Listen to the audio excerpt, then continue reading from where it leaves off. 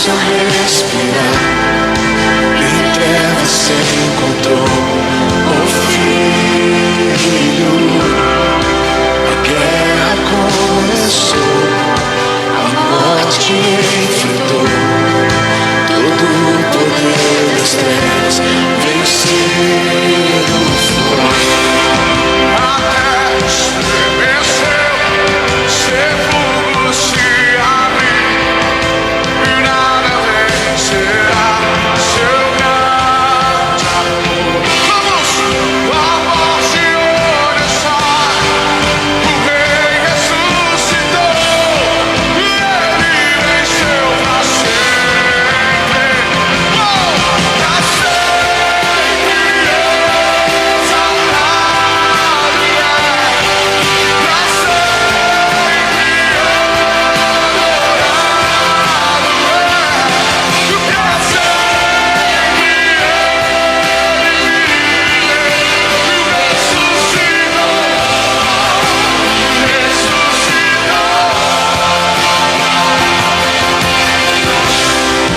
a terra estremeceu, sepulcro se abriu, nada vencerá seu grande amor.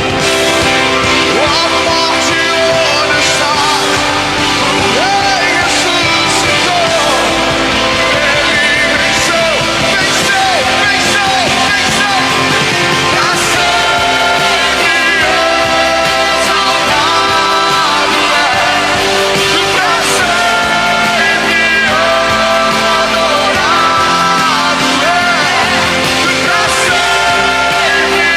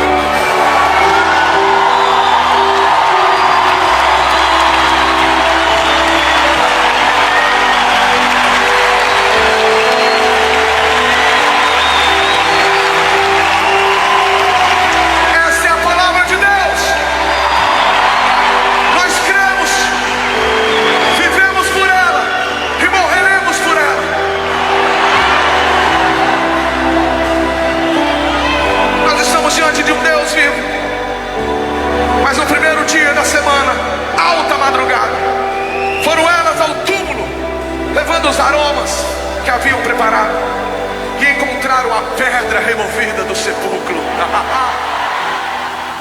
Mas ao entrar,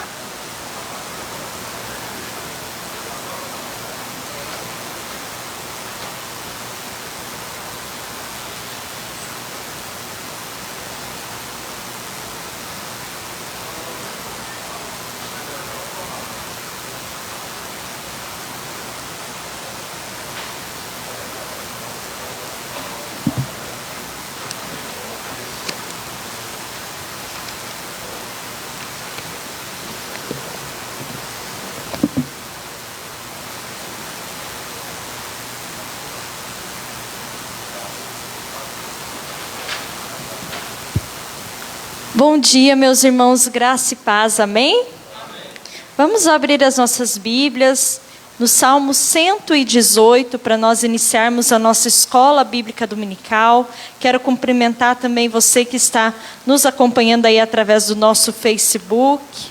Que você tenha uma manhã muito abençoada na presença do nosso Deus. Vamos todos juntos abrir então as nossas Bíblias, nós aqui na igreja presencialmente, você também que nos acompanha em sua casa, em Salmo 118.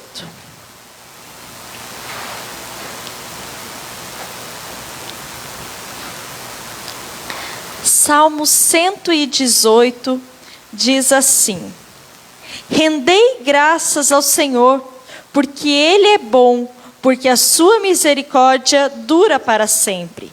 Diga, pois, Israel, sim, a sua misericórdia dura para sempre. Diga, pois, a casa de Arão, sim, a sua misericórdia dura para sempre.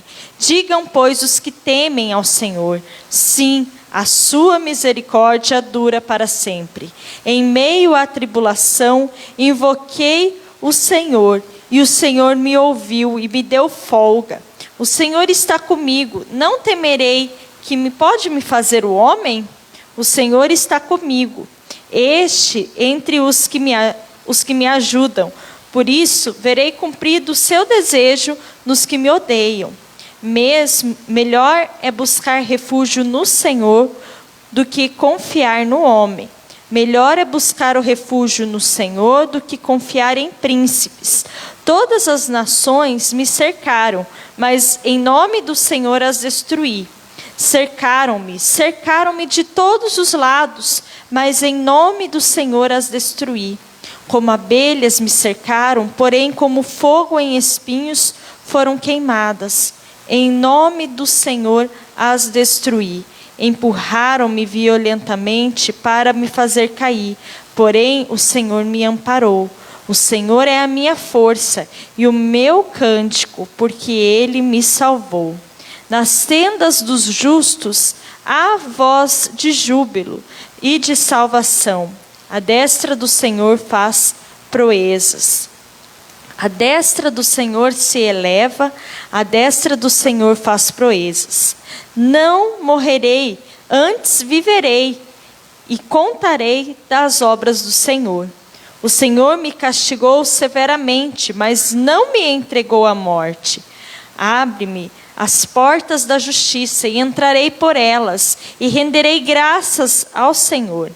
Esta é a porta do Senhor, por ela entrarão os justos. Render-te-ei graças, porque me acudiste, e foste a minha salvação. A pedra que os construtores rejeitaram, essa veio a ser a principal pedra angular. Isto procede do Senhor e é maravilhoso aos nossos olhos. Este é o dia que o Senhor fez. Regozijemo-nos e alegremo-nos nele. Ó, salva-nos, Senhor. Nós te pedimos, ó Senhor, concede-nos prosperidade. Bendito é o que vem em nome do Senhor.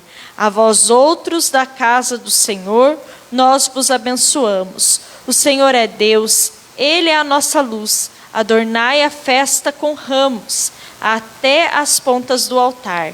Tu és o meu Deus, render-te-ei graças. Tu és o meu Deus, quero exaltar-te. Rendei graças ao Senhor, porque Ele é bom, porque a sua misericórdia dura para sempre. Amém? Meus irmãos, nesse dia, nesse domingo de Páscoa, que nós possamos nos regozijar no dia que o Senhor nos fez. Nesse dia em que nós podemos louvar e glorificar o nome de um Deus que não nos desampara. A sua palavra diz: não morrerei, antes viverei e contarei as obras do Senhor. Diz também: o Senhor me castigou severamente, mas não me entregou à morte. Tudo isso por quê? Porque as misericórdias do Senhor para conosco, elas duram para sempre.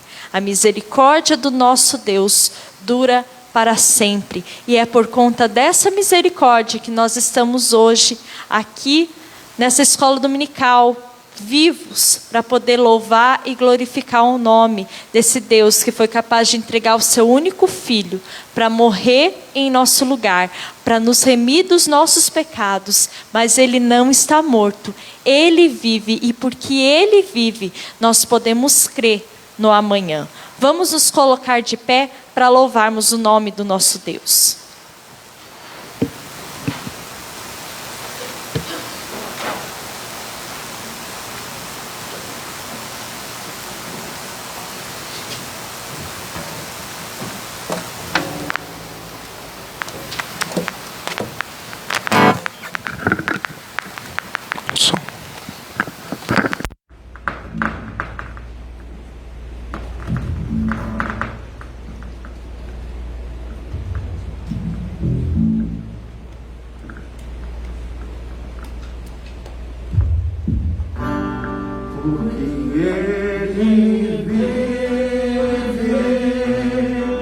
Posso crer no amanhã, porque ele vive. Temor não há, mas eu bem sei, eu sei que a minha vida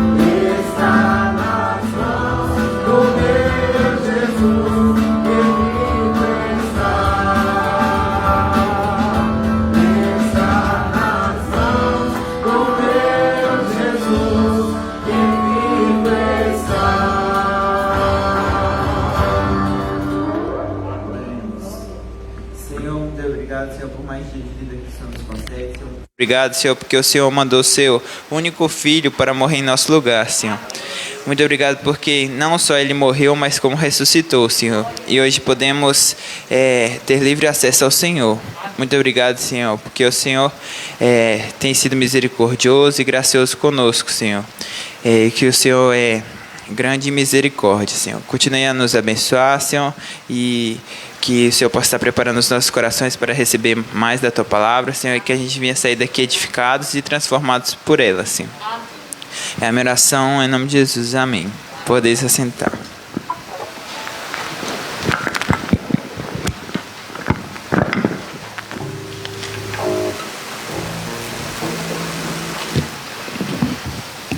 Vamos abrir mais uma vez as nossas Bíblias, agora no Evangelho de Mateus, capítulo 28. Nós vamos fazer a leitura do verso de número 16 ao verso de número 20. Mateus 28, 16 a 20.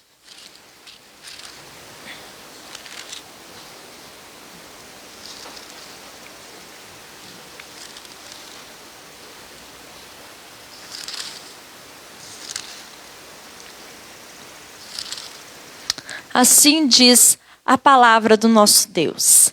Seguiram os 11 discípulos para a Galileia, para o monte que Jesus lhes designara. E quando o viram, o adoraram, mas alguns duvidaram. Jesus, aproximando-se, falou-lhes dizendo: toda a autoridade que me foi dada no céu e na terra.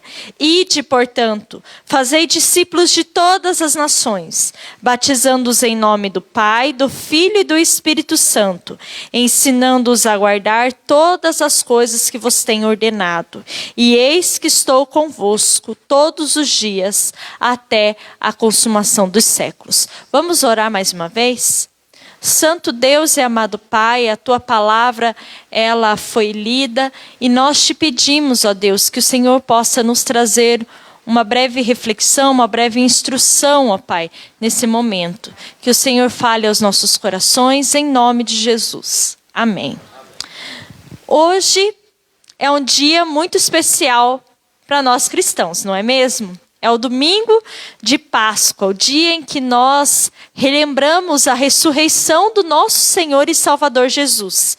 Cristo, ele veio ao mundo para nos salvar, para nos reconciliar com Deus, para nos ensinar como vivermos como verdadeiros cristãos, como verdadeiros filhos de Deus, e ele nos tornou justos diante de Deus, através do seu sacrifício, para levar sobre si os nossos pecados. A obra de Cristo, ela é uma obra grandiosa. O salmo que nós lemos no início dizia que a misericórdia de Deus, ela dura para sempre. E quão maravilhoso e misericordioso é esse Deus que foi capaz de dar o seu único filho para morrer em nosso lugar. Essa mensagem, meus irmãos, da qual nós portamos nesse domingo, da qual nós conhecemos e sabemos, é uma mensagem tão maravilhosa. É uma mensagem chamada de boa nova, uma boa notícia. Em tempos em que nós estamos rodeados, de más notícias, é sempre muito bom nós relembrarmos uma boa notícia. E essa notícia, de que Jesus, ele veio ao mundo, ele morreu em nosso lugar e ele ressuscitou, é a melhor notícia que o mundo pôde conhecer, a melhor notícia que pode ser transmitida a alguém, pois a mensagem da cruz, ela é uma mensagem de esperança. No tempo de Jesus, as mulheres, elas foram as primeiras a portarem, as primeiras portadoras da boa notícia. A mensagem, que elas tinham era de levar essa mensagem de que Jesus havia ressuscitado aos seus discípulos. E qual foi então a atitude, desses discípulos diante dessa boa notícia? Eles tomaram algumas atitudes. E a primeira atitude que esses discípulos tomaram foi obedecer. Eles obedeceram uma ordem de Jesus. Jesus, ele disse que os seus discípulos deveriam ir para a Galileia, porque ele estava o quê? Adiante deles, indo para a Galileia. E aqui, nós podemos ver que no verso 16 diz: seguiram os discípulos para a Galileia, para o monte que Jesus lhes designara.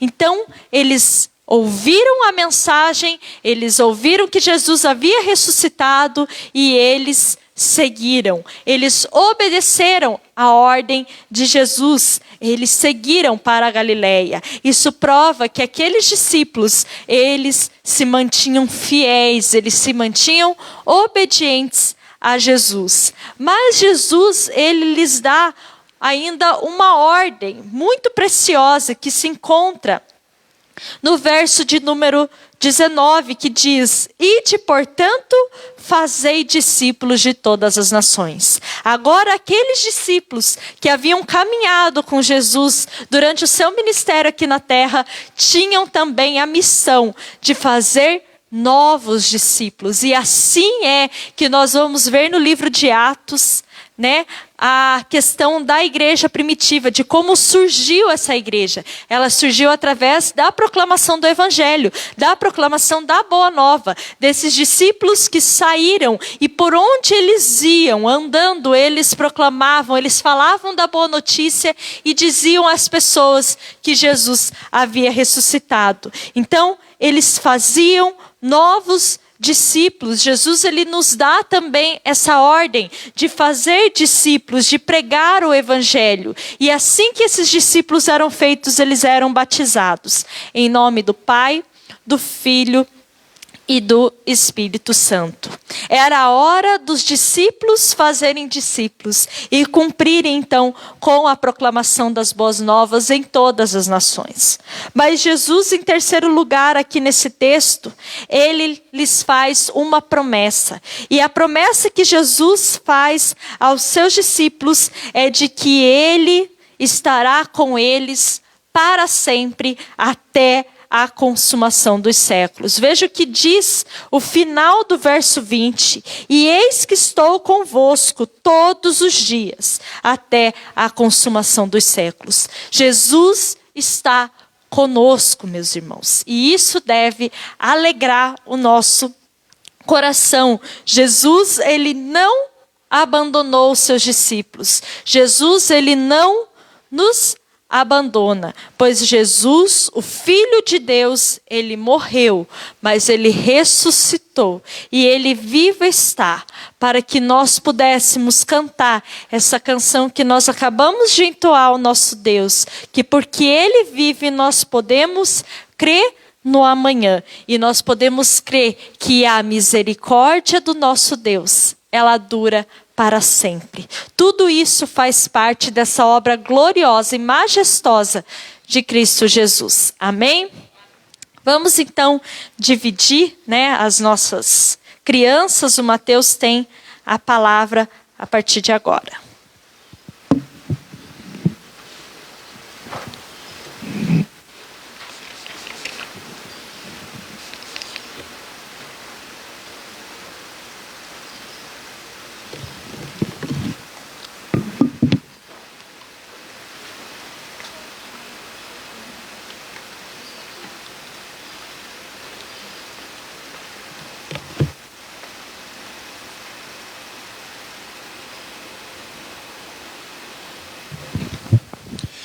Bom dia, meus irmãos, graça e paz, amém? Eu convido a amada igreja para que abra a palavra do Senhor no texto da nossa reflexão nesta manhã, que se encontra na primeira carta que o apóstolo Paulo escreve aos Coríntios, capítulo 15. Nós iremos ler do versículo 1 ao versículo 8, depois do versículo 12 ao 23, e por fim, do verso 54 ao verso 58. Eu vou ler e os irmãos, por favor, estejam acompanhando a leitura que eu farei. Primeira carta do apóstolo Paulo, capítulo 15, do versículo 1 até o versículo 8, depois do 12 ao 23 e por fim do 54 até o 58. Após a leitura, mantenha a sua Bíblia aberta para que os amados estejam acompanhando a exposição que será feita desta passagem. Assim diz a palavra do Senhor: Irmãos, venho lembrar-vos o evangelho que vos anunciei, o qual recebestes, e no qual ainda perseverais. Por ele também sois salvos, se retiverdes a palavra tal como vô-la preguei, a menos que tenhais crido em vão. Antes de tudo, vos entreguei o que também recebi, que Cristo morreu pelos nossos pecados, segundo as Escrituras, e que foi sepultado e ressuscitou ao terceiro dia, segundo as Escrituras.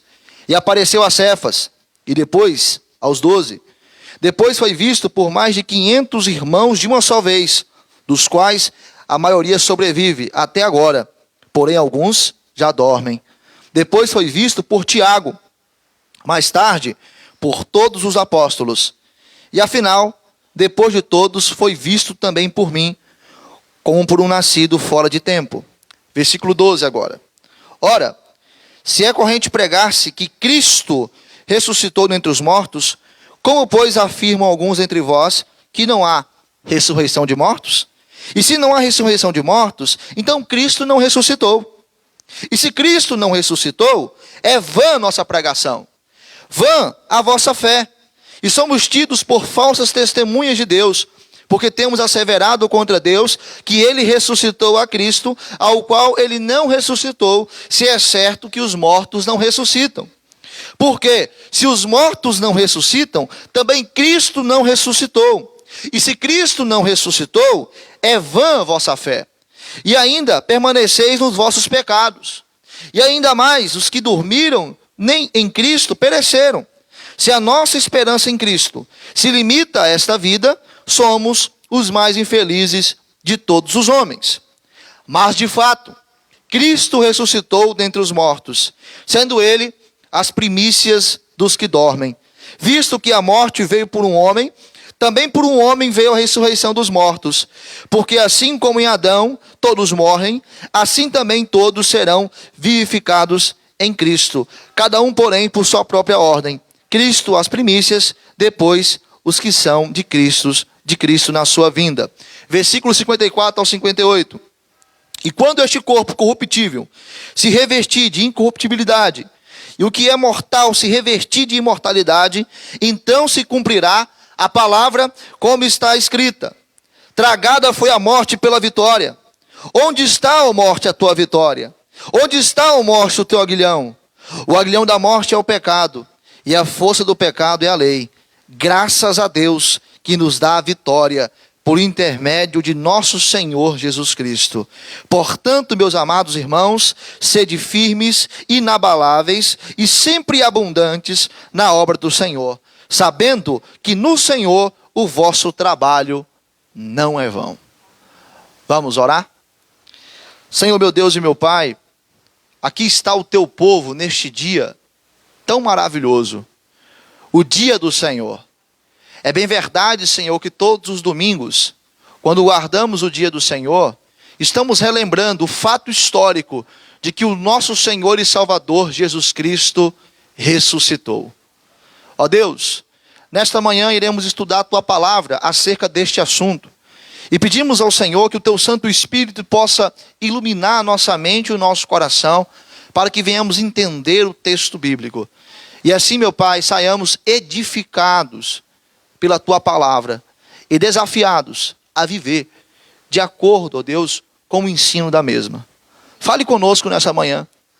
Convém que eu diminua, que o Senhor cresça, e que a honra e a glória seja Cristo, aquele que vive e reina eternamente. Que o teu Santo Espírito possa aplicar as verdades da palavra do Senhor em cada coração nesta manhã, a começar de mim. Em nome de Jesus, que nós oramos e clamamos ao Senhor para que nos abençoe nesta aula. Amém. Há mais de 2000 anos atrás, algo extraordinário acontece no primeiro dia da semana na cidade de Jerusalém. Guardas que estavam cuidando de um sepulcro, aonde se encontrava uma pedra grande que estava selada, que impedia o acesso ao mesmo, acabam desfalecendo, caindo no chão, como se estivessem mortos, porque um grande tremor abala a terra. Pois o anjo do Senhor, tendo um aspecto igual a um relâmpago, e com a veste mais alva como a neve, remove a pedra na entrada do sepulcro e se assenta sobre ela. 3 mulheres que estavam indo em direção ao sepulcro com o intuito de embalsamar o corpo daquele que morrera, elas, durante o caminho, fazem a seguinte indagação: como faremos para remover a pedra que está na porta do sepulcro? Uma pedra grande, uma pedra pesada. Como faremos para entrar no túmulo? E assim, quando essas mulheres chegam no local, se deparam com a pedra removida, com o sepulcro aberto. Elas entram no sepulcro, mas o corpo daquele que morrera não estava lá. Elas se deparam com os lençóis de linho fino que estavam no corpo do homem que morreu. E de repente aparecem 2 anjos do Senhor. E esses anjos trazem uma boa notícia, sendo esta: por que buscais entre os mortos ao que vive? Não temais, buscais a Jesus, o Nazareno, que foi crucificado. Ele ressuscitou, não está mais aqui. Meus queridos, aquele domingo, amanhã, iniciou-se diferente. O choro e a tristeza intensa da sexta-feira foram convertidos pelo ânimo e a alegria da boa notícia de que Cristo de fato ressuscitou. E este é o maior milagre da história. Este é o grande acontecimento, o grande evento histórico de suma importância para a fé cristã. Cristo de fato ressuscitou. Ele vive. E não obstante que o apóstolo Paulo, aqui nesta passagem, em 1 Coríntios capítulo 15, vai estar discorrendo acerca deste assunto. O capítulo 15 da primeira carta aos Coríntios é o capítulo mais extenso da epístola, aonde Paulo vai estar explorando os detalhes desta riquíssima doutrina, que é a doutrina da ressurreição do nosso Senhor e Salvador Jesus. Ele esmiuça de uma forma completa e de uma forma profunda, de modo que não há outro texto bíblico que vai expor com detalhes acerca deste assunto, de que Cristo de fato, ele ressuscitou.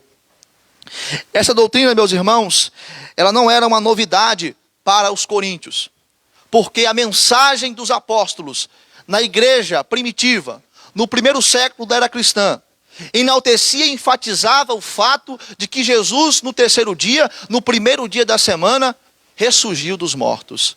O apóstolo Pedro, quando está pregando a sua mensagem no dia de Pentecostes, para uma multidão, ele fala a respeito da ressurreição de Jesus. E podemos ver lá em Atos capítulo 2, versículo 22 e 24, e eu peço para que o Wagner leia essa passagem para nós, o apóstolo Pedro pregando acerca da ressurreição de Jesus Cristo.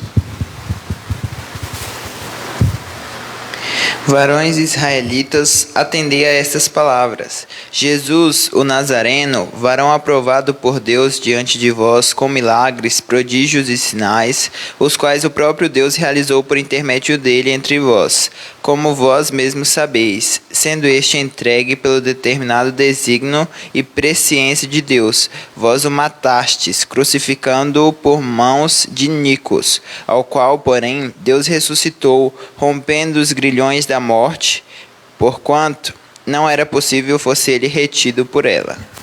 Então veja Pedro falando a respeito da ressurreição do nosso Senhor e Salvador Jesus. E assim é a mensagem que a igreja primitiva vai adotar e vai enfatizar que o nosso Cristo, ele ressuscitou. O apóstolo Paulo, em Atenas, aproveita a oportunidade que é lhe dada para pregar no Areópago. Ele fala também a respeito da ressurreição de Jesus. Atos capítulo 17, versículo 31. Porquanto estabeleceu um dia em que há de julgar o mundo com justiça, por meio de um varão que destinou e acreditou diante de todos, ressuscitando-o dentre os mortos. Então podemos ver Pedro falando no dia de Pentecostes sobre a ressurreição. Paulo falando em Atenas a respeito da ressurreição do nosso Senhor e Salvador Jesus. Quando Paulo escreve essa carta, ele está provavelmente na metade do primeiro século da era cristã, no ano 55 depois de Cristo. Então, essa igreja tinha certo discernimento acerca deste ensino. Mas apesar de terem ciência deste ensino que Cristo de fato ressuscitou, os coríntios tinham certas objeções a essa doutrina. Isso pelo fato de que os cristãos gentios em Corinto eram influenciados pela filosofia grega. Os filósofos gregos acreditavam piamente na imortalidade da alma, mas negavam que mortos poderiam ressuscitar. Eles ensinavam uma espécie de dualismo filosófico, onde eles enfatizavam que a alma ou o espírito era algo essencialmente bom, mas o corpo, a matéria, era algo essencialmente mau. E por isso, mortos não poderiam ressuscitar. Para a mentalidade grega, isso era inconcebível, isso era impensável, isso era um absurdo para eles. Porque para os filósofos gregos, o corpo era como se fosse uma prisão que encarcerava a alma. E é por isso que o apóstolo Paulo é zombado quando ele prega a respeito da ressurreição de Cristo lá em Atenas. E podemos ver isso lá em Atos, capítulo 17, versículo 32. Quando ouviram falar de ressurreição de mortos, uns encarneceram e outros disseram: a respeito disso te ouviremos noutra ocasião.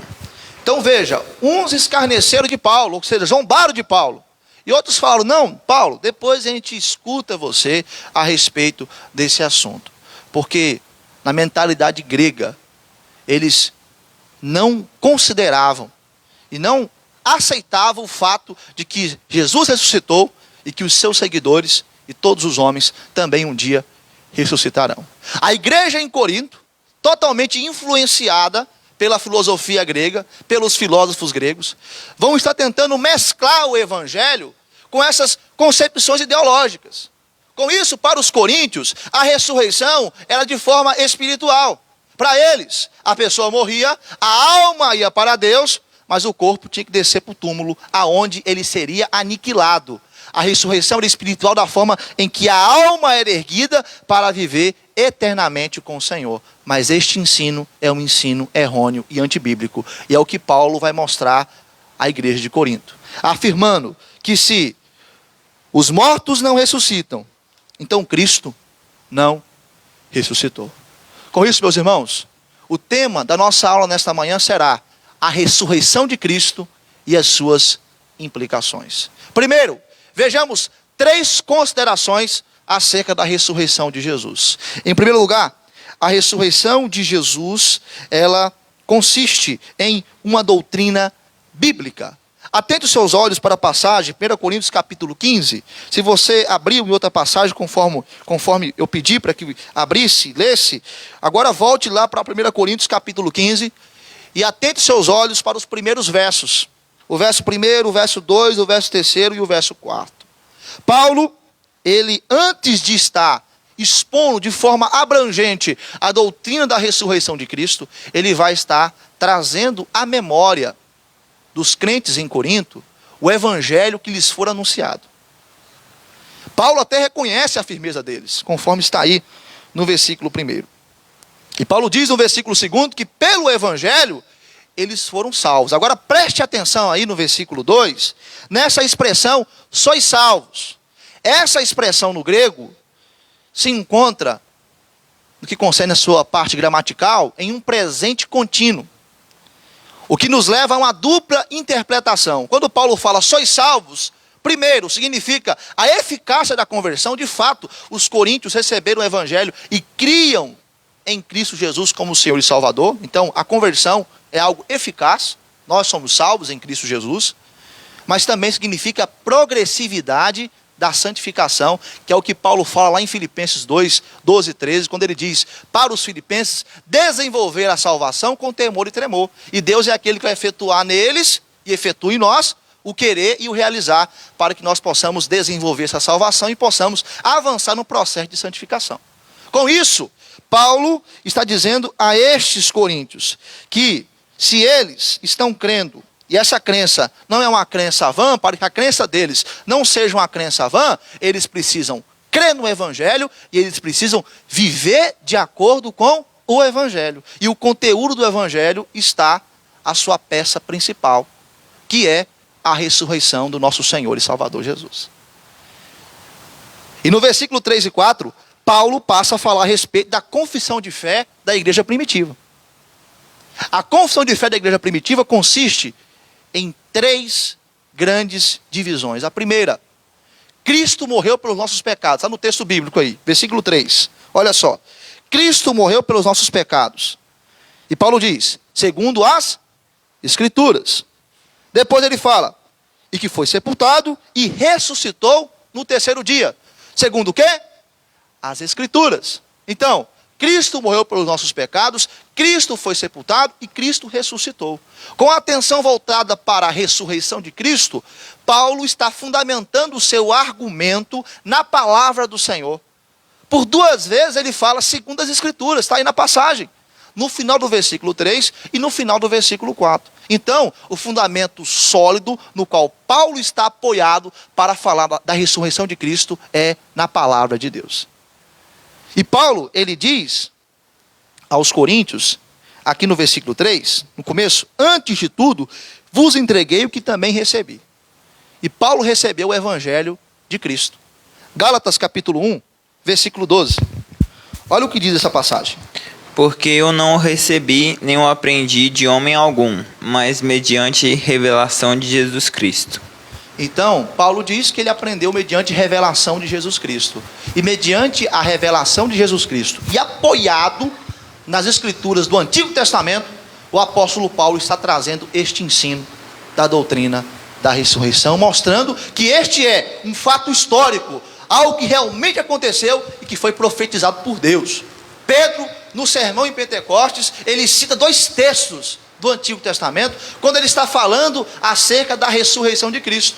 O primeiro texto está lá no Salmo 16, versículo 8 ao versículo 11. Abra lá nessa passagem para que você possa ver a profecia no Antigo Testamento de Davi acerca da ressurreição de Jesus. Salmo 16, do versículo 8 ao versículo 11. O Senhor tenho-o sempre à minha presença. Estando ele à minha direita, não serei abalado. Alegra-se, pois, o meu coração e o meu espírito exulta, até o meu corpo repousará seguro. Pois não deixarás a minha alma na morte, nem permitirás que o teu santo veja corrupção. Tu me farás ver os caminhos da vida, na tua presença a plenitude de alegria, na tua destra delícias perpetuamente. Presta atenção no versículo que fala do santo. Como está o S de santo aí? Está minúsculo ou maiúsculo? Maiúsculo. Então está se referindo a quem? A Jesus. Não deixará o teu santo ver o quê? Corrupção. Pedro cita lá no sermão de Pentecostes, quando está falando a respeito da ressurreição de Jesus. Então veja a profecia do Antigo Testamento sobre o grande acontecimento histórico do ressurgimento de Jesus dos mortos. Outro texto que Pedro cita é o Salmo 110, versículo 1. Disse o Senhor ao meu Senhor: assenta-te à minha direita, até que eu ponha os teus inimigos debaixo dos teus pés. Então olha aí, o Salmo 110, 1. Diz o Senhor, meu Senhor, assenta-te à minha direita. Isso faz referência à ascensão de Cristo. Quando Cristo ressuscitou, ficou o tempo que ele ficou aqui na terra. Depois ele subiu aos céus, aonde ele está entronizado à direita de Deus Pai, aonde ele está assentado no trono, reinando eternamente. Aí o versículo 4, lá de 1 Coríntios 15, voltamos lá para o texto. O versículo 4 está falando: e foi sepultado e ressuscitou ao terceiro dia, segundo as Escrituras. O próprio Jesus Cristo também falou a respeito disso com seus discípulos, em diversas ocasiões. Dentre elas, vamos ver aí, Mateus 16, versículo 21. Jesus mesmo falando que ele haveria de padecer, mas que ele ressurgiria no terceiro dia. Mateus 16, 21. Desde esse tempo começou Jesus Cristo a mostrar a seus discípulos que lhe era necessário seguir para Jerusalém e sofrer muitas coisas dos anciãos, dos principais sacerdotes e dos escribas, ser morto e ressuscitado no terceiro dia. Então olha só, Jesus fala para os discípulos: eu vou ser morto, mas eu vou ressuscitar no terceiro dia. Então, meus irmãos, todas essas evidências bíblicas acabam sendo o embasamento doutrinário do ensino da ressurreição de Cristo. É uma doutrina bíblica, é a palavra de Deus, é a verdade absoluta. Cristo de fato ressuscitou. E o termo ressuscitou, aí em 1 Coríntios capítulo 15, versículo 4, depois que fala que foi sepultado e ressuscitou, esse termo no grego se encontra no tempo verbal perfeito, o que indica que a ressurreição foi uma ação no passado, mas com relevância duradoura nos dias de hoje. Ou seja, Cristo ressuscitou e ele permanece vivo como seu corpo ressurreto, reinando para a honra e para a glória de Deus Pai. Mas também, esse termo se encontra na voz passiva, o que indica que foi uma obra de Deus em ressuscitar Jesus. Então, o Senhor ressuscita a Jesus, o Senhor ressuscita a Cristo. A segunda pessoa da Trindade, ela tem uma participação passiva nessa obra de ressurreição. Quando Pedro e Paulo falam da ressurreição na voz ativa, eles dizem que Deus ressuscitou a Cristo. Vejamos os textos. Atos 3, versículo de número 15. Pedro falando: Dessarte mataste o autor da vida, a quem Deus ressuscitou dentre os mortos, Então, do que veja aí. nós somos testemunhas. o termo está aí no texto, na voz ativa. Deus ressuscitou a Jesus. Paulo vai falar também na voz ativa, lá em Atos 13, 30. Mas Deus o ressuscitou dentre os mortos. Então veja, Deus ressuscitou dentre os mortos. A ressurreição de Cristo, meus irmãos, de acordo com todos esses textos bíblicos, de acordo com a palavra ressuscitou que Paulo utiliza, nos leva a entender que o nosso Jesus, ele vive e nós temos fundamento sólido na palavra de Deus para poder testificar e para poder estar tendo um embasamento doutrinário acerca da ressurreição de Jesus. Então a primeira consideração a respeito da ressurreição de Cristo é que a ressurreição de Jesus é uma doutrina bíblica. Em segundo lugar, a segunda consideração é que a ressurreição de Jesus é um fato verídico. Vejamos aí o versículo 5 até o versículo de número 8 de 1 Coríntios 15. Paulo, depois de falar do seu fundamento sólido da palavra de Deus, onde podemos ver a primeira consideração que nos leva a entender que a ressurreição de Cristo é uma doutrina bíblica, agora ele vai mostrar uma lista de pessoas que viram Jesus depois que ele ressuscitou. O que vai comprovar que a ressurreição é um acontecimento histórico e judicial. Por quê? Porque tem testemunhas oculares que viram Jesus ressurreto. Aqui nessa lista, Paulo ele omite Maria Madalena, que foi a primeira mulher a ver Jesus, a primeira pessoa, na verdade, a ver Jesus ressurreto. Ainda querem dizer que o cristianismo é uma religião machista.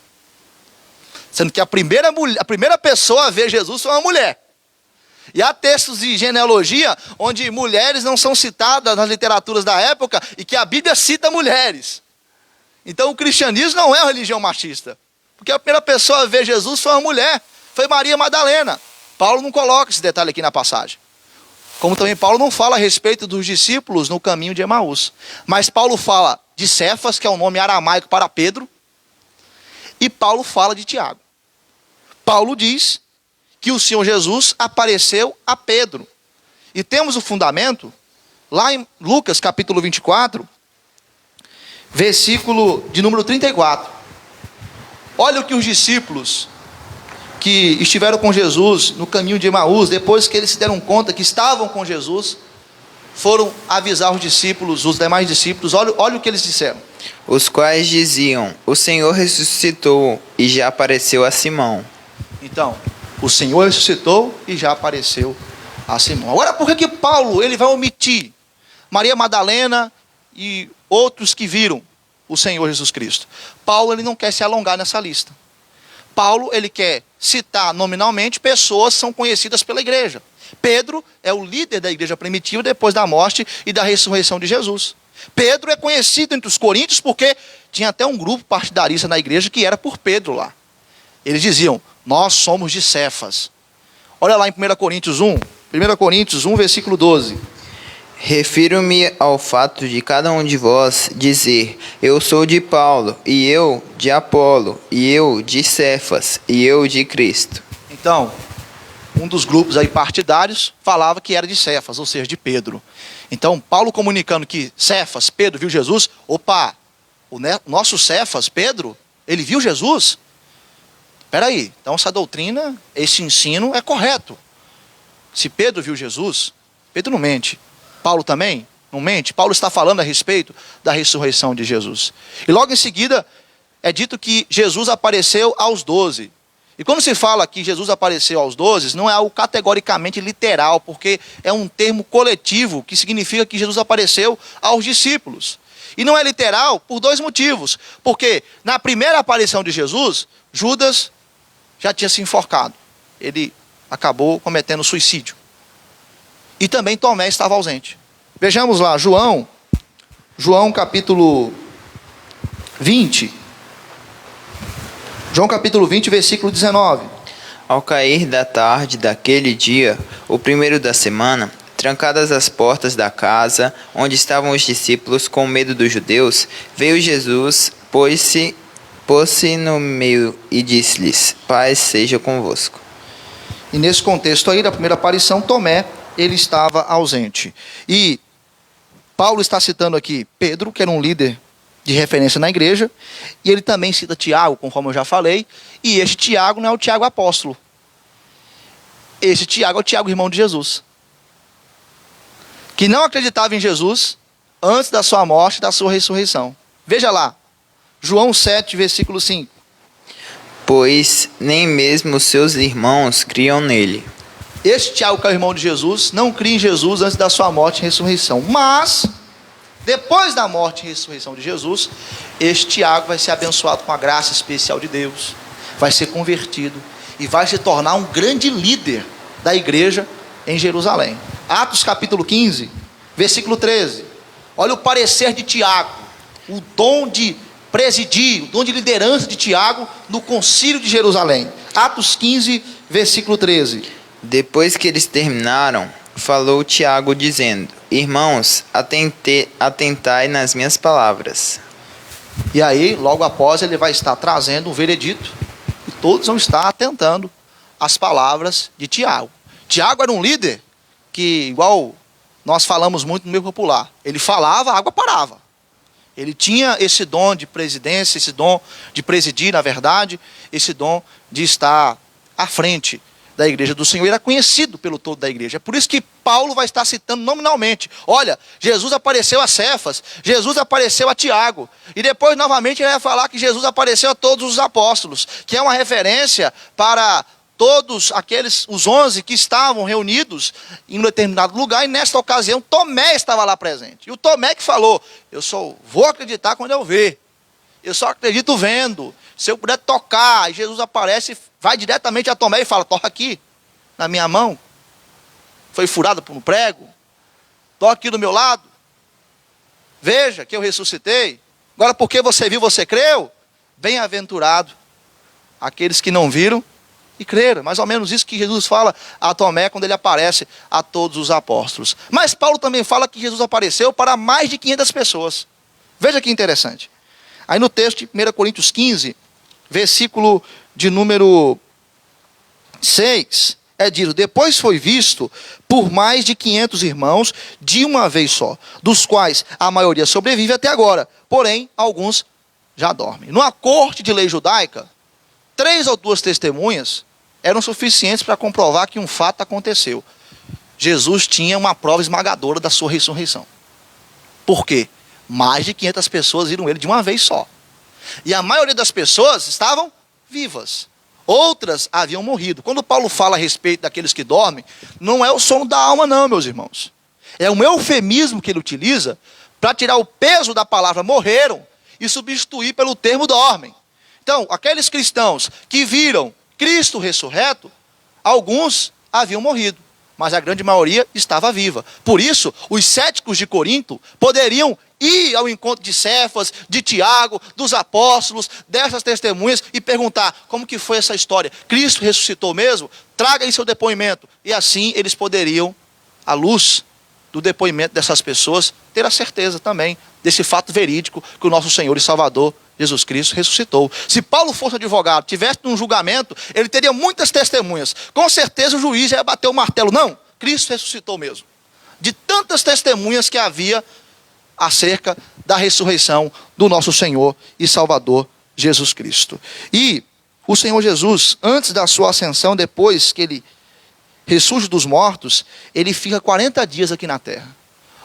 Olha o que fala lá em Atos capítulo 1, versículo 3. Atos 1, verso 3.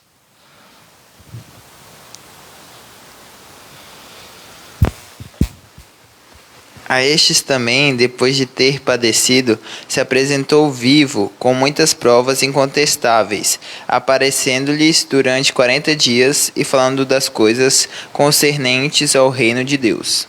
Eu acho assim fascinante o detalhe que Lucas coloca. Provas incontestáveis de que Cristo estava vivo, de que ele ressurgiu dos mortos. 40 dias ele esteve aparecendo, as testemunhas foram vendo ele, foram se maravilhando. Cristo ressuscitou. Os 4 evangelhos falam do túmulo vazio, comprovando que Cristo ressurgiu fisicamente, corporalmente. E nós temos também detalhes a respeito desse corpo físico de Jesus, quando ele ressurge, corpo glorificado. Vejamos esses detalhes. O primeiro detalhe, que Jesus ele podia ser tocado. João, capítulo 20, versículo 27. E logo disse a Tomé: põe aqui o dedo e vê as minhas mãos. Chega também a mão e põe-na no meu lado. Não sejas incrédulo, mas crente. Então, Jesus, um corpo glorificado, poderia ser tocado. Como também, a gente viu na passagem lá de João capítulo 20, versículo 19, o corpo de Jesus transcendia o tempo e o espaço. Estavam os discípulos reunidos no cenáculo, as portas trancadas, pimba, Jesus aparece no meio deles. A paz seja convosco.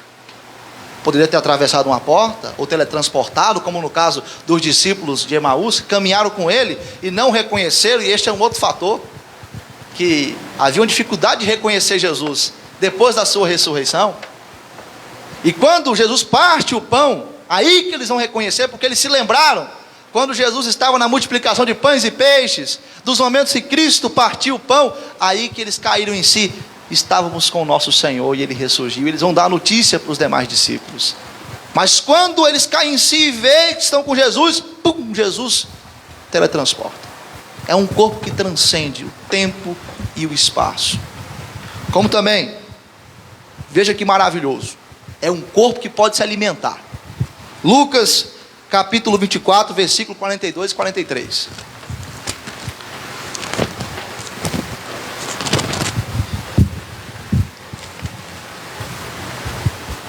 Então lhe apresentaram um pedaço de peixe assado e um favo de mel, e ele comeu na presença deles. Então, ele comeu um pedaço de pão assado e o favo de mel. E o corpo que Jesus tem, o corpo glorificado, é o corpo que nós teremos na eternidade. Graças a Deus que a gente vai poder se alimentar também. Então, mais uma vez, a gente pode ver que no céu, na Nova Jerusalém, vai ter comida. Glória a Deus, que beleza! O nosso Senhor e Salvador Jesus, com seu corpo glorificado, ele não só nesta ocasião se alimenta com os seus discípulos, mas também quando está na praia, vai restaurar o apóstolo João, quando vai perguntar a João 3 vezes se ele o ama, ele come peixes assados, junto com os seus discípulos. Por fim, meus irmãos, o apóstolo Paulo vai falar que também é uma testemunha ocular. Quando ele fala aqui, 1 Coríntios 15, versículo 8, afinal, depois de todos, foi visto também por mim como um nascido fora de tempo. Quando isso aconteceu? Depois da ascensão, quando Paulo estava no Damasco para poder perseguir a igreja do Senhor. E Jesus vai ao seu encontro. Ele é transformado e convertido. Ele vê Jesus. Então ele também era uma testemunha ocular, que viu o Cristo ressurreto. Com base nessa lista, meus irmãos, nós podemos testificar que a ressurreição é um fato verídico. A terceira consideração é que essa doutrina é uma doutrina basilar da fé cristã. Do versículo 12 ao versículo 19, o apóstolo Paulo vai estar mostrando isso para os irmãos em Corinto. A doutrina da ressurreição se trata da peça central da pregação do Evangelho. Michael Green, comentando essa passagem, ele diz: a morte e a ressurreição de Jesus, a cruz vazia que se encontra no cerne do cristianismo apostólico, é a boa nova de Deus para o mundo. Ou seja, a ressurreição de Cristo é o cerne ou a parte central do anúncio das boas novas.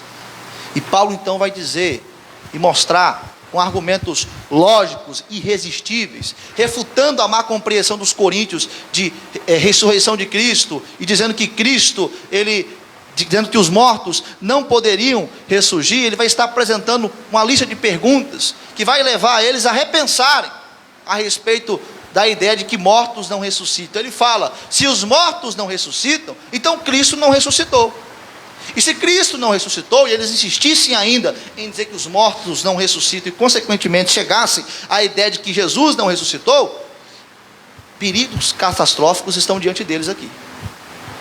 A teologia está comprometida, a mensagem do Evangelho está comprometida. Por quê? Se Cristo não ressuscitou, a pregação é vã.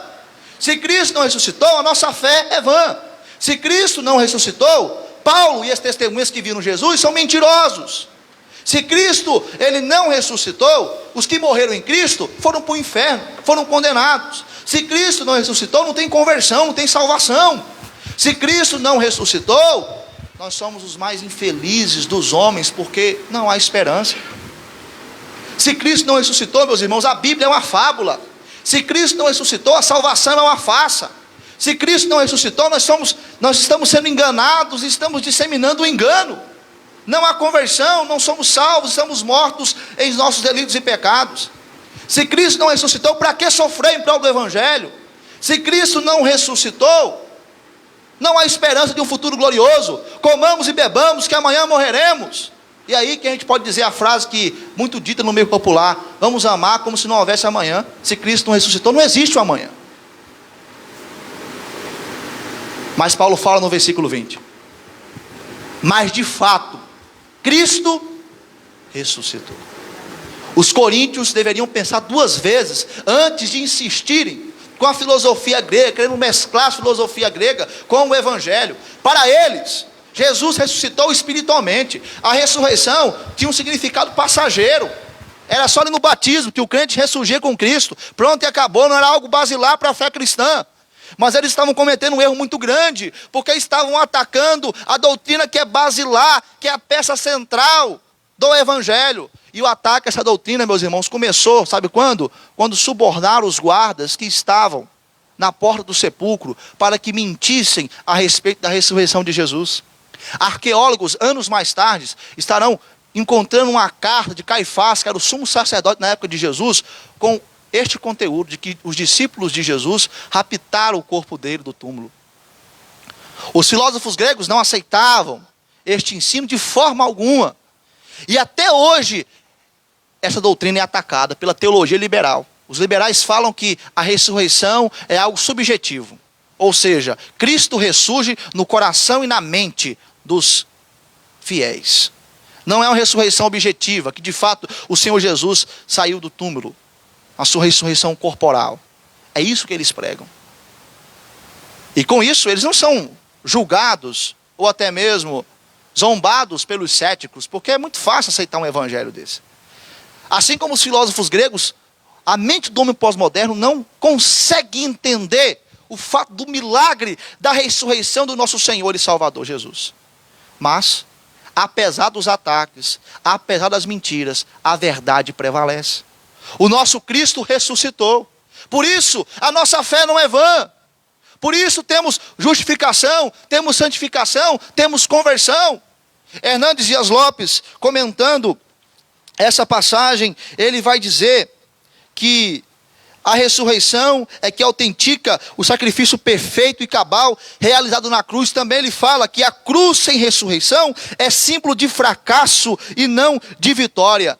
Mas o nosso Cristo ressuscitou e nós temos a vitória. O nosso Cristo ressuscitou e por isso nós não estamos mortos em nossos delitos e pecados. Ressurgimos da tumba espiritual porque Ele nos dá vida espiritual. Os que morreram em Cristo estão no céu e na consumação dos séculos irão ressurgir. A nossa viva esperança se expande para a realidade da eternidade e não nessa realidade terrena, pois o nosso Cristo vive e nós podemos crer no amanhã. Por isso, meu irmão, para com essa bobagem de dizer, vou amar, eu vou tratar as pessoas como se não houvesse amanhã. O amanhã existe, porque o nosso Cristo vive e nós temos a esperança de um futuro glorioso. Para fechar a nossa aula, duas implicações desse ensino, maravilhosas. A primeira implicação é que, na ressurreição de Cristo, nós temos a garantia da nossa ressurreição. No fim dos tempos, na consumação dos séculos, nós iremos ressurgir. Paulo fala que Jesus é a primícia dos que dormem, sendo ele aquele que é o único que morreu e ressuscitou e permaneceu vivo para a eternidade. O filho da viúva de Sarepta ressuscitou, mas morreu de novo. Lázaro ressuscitou, mas morreu de novo. Mas o nosso Cristo ressuscitou e permanece vivo para toda a eternidade. E assim como ele ressuscitou e venceu a morte, nós também venceremos. Porque é na vitória de Cristo que nós temos a garantia da nossa vitória. E quando nós ressuscitarmos, e estaremos com um corpo incorruptível. É isso que Paulo está falando aqui em 1 Coríntios capítulo 15. Os vivos na volta de Jesus serão transformados em um piscar de olhos. E a segunda implicação é que no triunfo de Cristo nós temos o nosso triunfo. A vitória está garantida. Paulo zomba da morte aqui em 1 Coríntios 15, do versículo 54 até o versículo 58. Quando? Quando ele pergunta: onde está, ó morte, a tua vitória? Onde está, ó morte, o teu aguilhão, o teu ferrão? Cadê?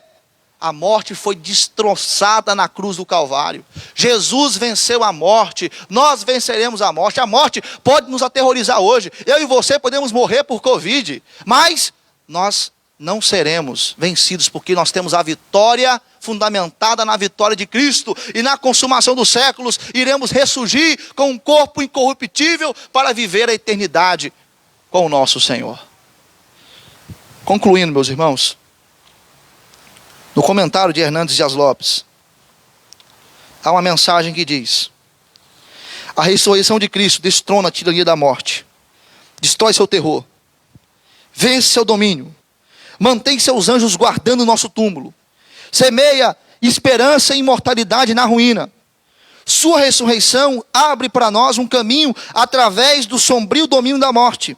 Através dela, a corrupção se veste de incorruptibilidade e a mortalidade se reverte de imortalidade. A morte é tragada, nossos lábios moribundos cantam a canção da vitória e o momento da morte se transforma-se em momento de coroação. Em Cristo somos mais que vencedores. A morte está com os dias contados. A morte será o último inimigo a ser destruído, que será lançado para o lago de fogo. Por isso nós não devemos temer a morte, porque o nosso Cristo ressuscitou e nos garante a vitória a este inimigo que já foi derrotado e que vai ser liquidado na consumação dos séculos. Mas enquanto este dia não chega, nós temos que viver o versículo 58. O que diz o verso 58? Atente seus olhos. Portanto, meus amados irmãos, sede firmes e inabaláveis, sempre abundantes na obra do Senhor, sabendo que no Senhor o vosso trabalho não é vão. Meu irmão, minha irmã, arregace as mangas, tem serviço para fazer. Tem evangelho para ser pregado. Tem pessoas para que eu e você venhamos orar e interceder. O reino de Deus é amplo. Nós temos que servir o reino do Senhor. Aonde? Na sua casa, no seu trabalho, aonde você está, você pode servir o Senhor. Todo trabalho no Senhor não é vão. Se mantenha firme, lendo a palavra, orando, buscando se santificar cada dia mais, crendo no Evangelho. A vitória já nos está garantida. Nós cremos no Cristo que vive. Podemos crer no amanhã, porque Ele vive e nele nós somos mais que vencedores. E Cristo é o Rei que está sentado no seu trono. O coxo está vazio porque esse menino nasceu e cresceu, Jesus. A cruz está vazia porque Cristo morreu e o túmulo está vazio porque Cristo ressuscitou e Ele está sentado no trono do universo, reinando sobre tudo e todos. Por isso, meu irmão, não se desespere, porque esse Cristo é o nosso pastor. Não se desespere no que concerne a política, porque o seu rei político não é Bolsonaro, não é Lula. O seu rei político é Jesus, aquele que está sentado no trono, que reina, aquele que tem um controle sobre todas as coisas. Deposite a sua esperança em Jesus Cristo, só em Jesus, nele, aquele que vive, aquele que nos garante a glória eterna. Esse é o nosso Jesus, aquele que ressuscitou, aquele que morreu por mim e por você, aquele que vai nos levar para a Nova Jerusalém, aonde não vai ter corrupção, aonde não vai ter pandemia, aonde não vai ter aflição. Por isso, tenhamos bom ânimo em meio às aflições. Por isso que vale a pena sofrer em prol do Evangelho. Porque o nosso Rei vive. E podemos crer no amanhã. Nos coloquemos de pé. Vamos orar. Para encerrarmos a nossa aula. Cristo de fato ressuscitou. Esta é uma doutrina bíblica. Este é um fato verídico. Essa é a doutrina basilar do cristianismo. E implica de que nós iremos ressurgir. E implica de que nós temos a vitória garantida. Senhor Jesus, meu Deus e meu Pai, obrigado, porque o Senhor cumpre com as suas promessas. Obrigado porque o nosso Rei vive e reina eternamente. Ele ressuscitou. Aleluia! Podemos crer no amanhã. E a nossa vida está nas mãos do nosso Senhor, que vivo está. Ele é o nosso Rei. No nosso trabalho, na nossa casa, na política, no meio cultural. Aonde estivermos, nós temos um Rei. O nosso compromisso é com Cristo e não com homens. O nosso compromisso é com a eternidade e não com as coisas desse mundo. Ó Deus, nos ajude a sermos abundantes na obra do Senhor, a sermos firmes e inabaláveis. E obrigado por todos os domingos que nós relembramos a grande e boa notícia que o nosso Cristo vive e que Ele reina eternamente. E assim, os sofrimentos que a pandemia tem causado, os sofrimentos dos problemas emocionais, os sofrimentos dos problemas políticos, sociais, culturais, espirituais, não se comparam com a glória que será revelada em nós. Glorificado e honrado seja o Senhor nesta manhã, meu Pai. Obrigado pela ressurreição de Cristo. E obrigado porque nós iremos também ressuscitar com um corpo glorificado para vivermos toda a nossa eternidade com o Senhor. Em nome de Jesus. Amém. Os irmãos podem se assentar. A nossa escola dominical se encerra. Que Deus abençoe poderosamente os irmãos. Você que esteve presencialmente, depois nos acompanhe no culto, daqui a pouco. E você que nos acompanhou, tem condições de vir, venha para o culto às 10 horas. Fique na graça e na paz do Senhor e que Deus lhe conceda um excelente domingo.